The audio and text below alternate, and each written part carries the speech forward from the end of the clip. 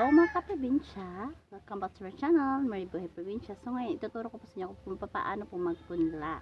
So ipupunla po natin ay yung sili, nakikita nyo, kamatis, talong, at saka pechay. Yan po. So ito, binili ko po sa Agribet, sa mga agriculture na mga yung nagbebenta nga po. So, kailangan po natin magtanim dahil nga ay mahal nga po yung bilihin natin. So, medyo maano yung sikat ng araw. Dito ako sa labas po kasi. At ito ay yung mga dinicompose ko. Kinompose. Tama ba? Yung mga pinaghalo-halo ko po na mga ano ng gulay. Pwede nyo po yun i-ano sa lupa. Siya i-compose. At saka meron siyang charyo. Meron din siyang karton. At meron siya yung mga kahit ano po yung mga ano ng mga ulam. So pinaghalo-halo ko siya. So talaga kung titignan nyo ay yung ito yung lupa, o di ba? Itim na itim talaga. So isang taon na po to siya bago ko siya naalala pala na meron pala akong lupa. So kanina mo problema ako kung paano ko ba to saan nakukuha ng lupa. At yun buti nga po naalala ko meron pala akong lupa na kinompose.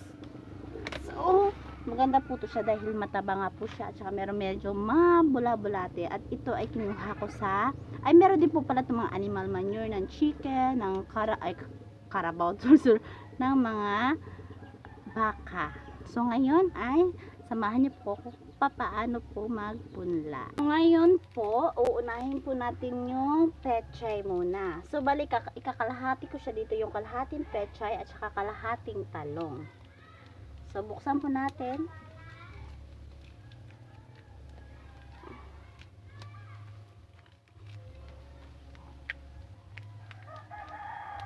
Naari na ka?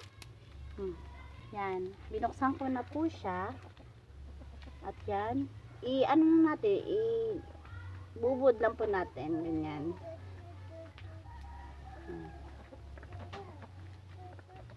Ganyan lang po yung pag-aano ng pechay, pagpupunla. So, medyo maliit-liit siya. So, buburan lang po natin na yan, lupa. Maingay yung anak ko, si Baby Ariana. No, dihaday! Maaning stand ko. Kita, oy. Yan. Yan. Ganyan lang po. At saka sunod ay yung ating talong. So, actually, ito ay nabuksan na po yung talong ko. Gawa ng nanghingi yung kapitbahay ko, yung kamag-anak ng aking asawa. Yan po yung talong natin. Yan, maraming talong. Yan. So, ang pag-aano po ng talong ay kailangan 1 inch lang po. Isang ano na po na ating daliri. Ganyan lang. Hayaan mo nila. Yan. Ganyan lang. So, madali lang po ang pag-ano ng talong. Ganyan po natin. Yan. Pagkasunod ay, lagyan natin ng hanggang 3 bawat butas. Kasi baka mamaya yung iba ay hindi tumubo. Yan. Tabunan natin. Ganyan lang po kadali. Mama si Inda. So, gano'n na po yung gagawin natin. Yan. 2-3 po talaga. At saka baka hindi tumubo, di ba? At least panigurado kada butas ay merong tutubo.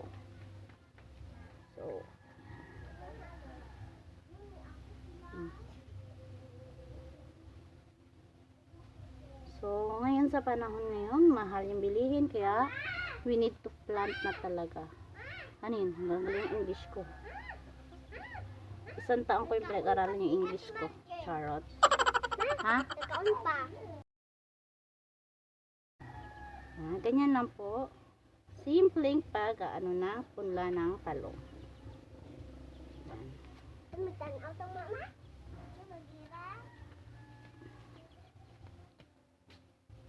Oh, see.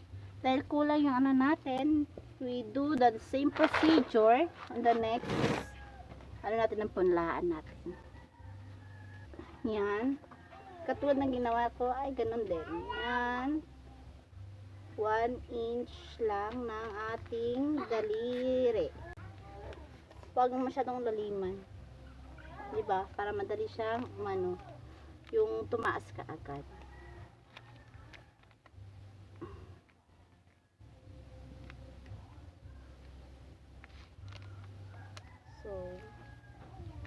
So mga ano po to siya, 7 days.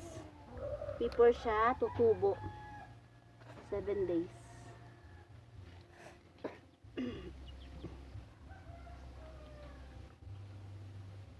Yan. Yung iba na sobrahan.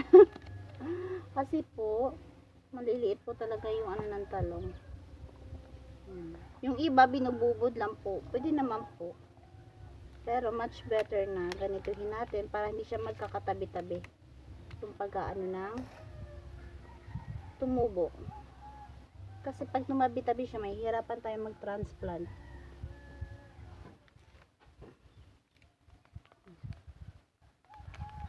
Huwag may balita.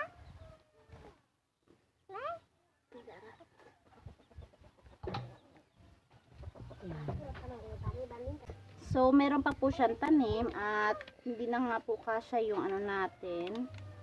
So, ilalagay natin siya dito. Hindi naman po to siya masisira. At ganyan lang natin. At ganyan. So, hindi na po kailangan ng pag magpunla kayo ay bibili tayo lahat ng ating pangpupunla. So, makakagastos yun. So, kung meron kayong mga sirang container, yun, pwede nyo po siyang ikat. Pares nito, ganyan, yung ginawa namin. At saka ito, butas na, sira. So, pwede siya anong gawin punla. At saka ito yung parang ginawang tabo. Ay inano ko na ng pangpunla. So, next naman po, ang ipupunla natin ay yung kamatis. So, much better sana ko yung diamante kasi maganda yung ano ng kamatis na yun. Pero, okay na rin itong tomato na ganito. So, ito po yung itsura ng kamatis. So, marami po siya. Ganun na lang din po. Katulad din po siya ng pagtatanim ng talong. Ganyan. Yung sa peche, binubod ko siya kasi masyadong maliliit yung ano ng buto. So, hihirapan tayo magbilang nun.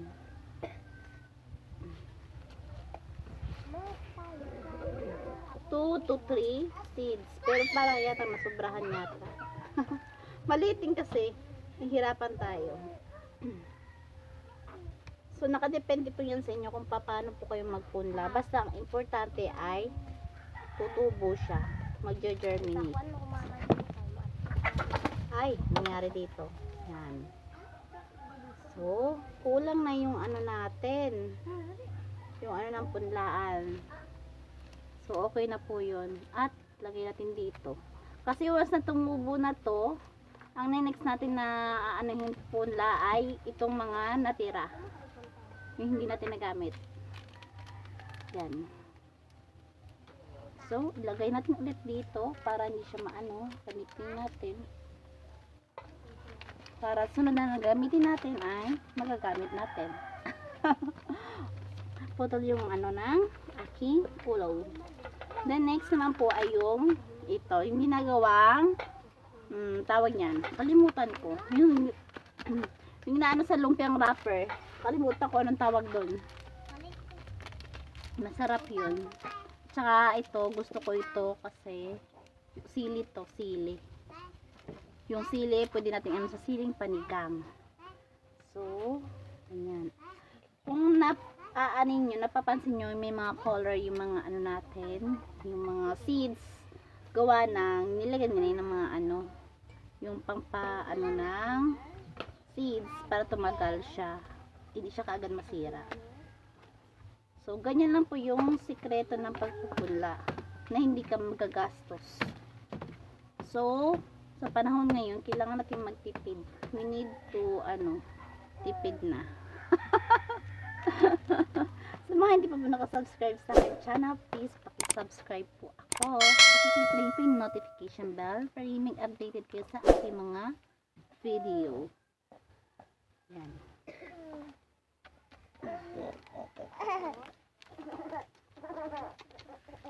So, yan na po. Tapos na po ako magpunla.